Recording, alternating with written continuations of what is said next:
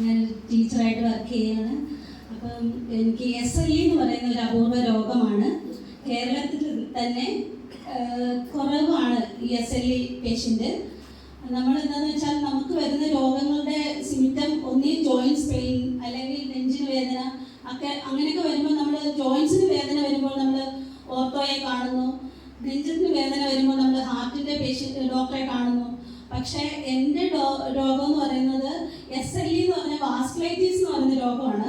നിങ്ങൾ അധികം പേരും കേട്ടിട്ടുണ്ടാകത്തില്ല. എയ്ഡ്സ് എന്ന് പറഞ്ഞാൽ പോലും നമുക്ക് ലീവ് എടുക്കാനായാലും എല്ലാം എൻ്റെ ഓഫീസിൽ ലീവ് ചോദിക്കുമ്പം എൻ്റെ അസുഖം പറയുമ്പോൾ അവർക്ക് അറിയത്തില്ല. SLE എന്നാണ് എൻ്റെ രോഗത്തിൻ്റെ പേര്.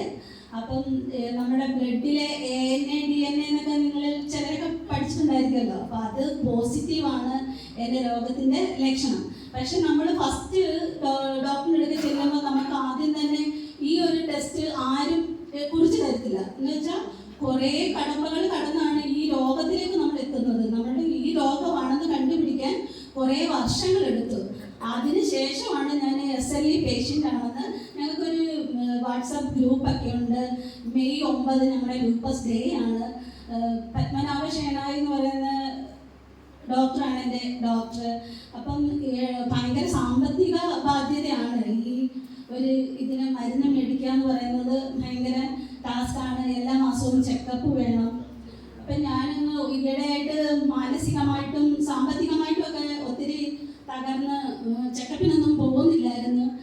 അങ്ങനെ ഞാനാണെങ്കിൽ ഒരുപാട് ക്ഷീണിച്ച് ശോഷിച്ചു എന്ന് പറഞ്ഞാൽ മനുഷ്യൻ്റെ മുന്നിൽ എത്തി സംസാരിക്കാൻ ഞാൻ ഇച്ചിരി സ്മാർട്ടായിട്ടുള്ള ഒരാളായിരുന്നു. പക്ഷെ ഞാൻ ഉൾവലിഞ്ഞു. ടീച്ചറിനൊക്കെ അറിയാം, മനുഷ്യനോട് സംസാരിക്കുന്നത് സ്കിന്നെല്ലാം ചുക്കി ചുളുങ്ങി മരുന്നും ഒന്നും കഴിക്കാണ്ട് ആയിപ്പോയി. അപ്പം നേരത്തെ സ്മിത ടീച്ചറൊക്കെ എന്നോട് എപ്പോഴും പറയുന്നുണ്ടായിരുന്നു. പക്ഷെ ഞാൻ അങ്ങ് ഉൾവലിഞ്ഞ് നിൽക്കുമായിരുന്നു. പക്ഷെ ഞാൻ ഈയിടെയായിട്ട് ഇതിലേക്ക് എത്തിപ്പെട്ടു, ദൈവത്തിൻ്റെ കൃപ. അപ്പം ഇപ്പം മരുന്നൊക്കെ കഴിക്കുന്നുണ്ട്. അപ്പം തന്നെ ഞാൻ സുന്ദരിയായി. ഇപ്പം സ്റ്റാർട്ട് ചെയ്തിരിക്കുന്നത്. പക്ഷേ എനിക്ക് സാറിനോട് ചോദിച്ചിട്ട് വേണം വേറെ ഏതാണ് ഞാൻ കഴിക്കേണ്ടതെന്ന് സാറിനോട് ചോദിക്കണമെന്ന് ഞാൻ സ്മിത ടീച്ചറിനോട് പറഞ്ഞിട്ടുണ്ടായിരുന്നു. ഇപ്പം തന്നെ ഒത്തിരി വ്യത്യാസം. അതെൻ്റെ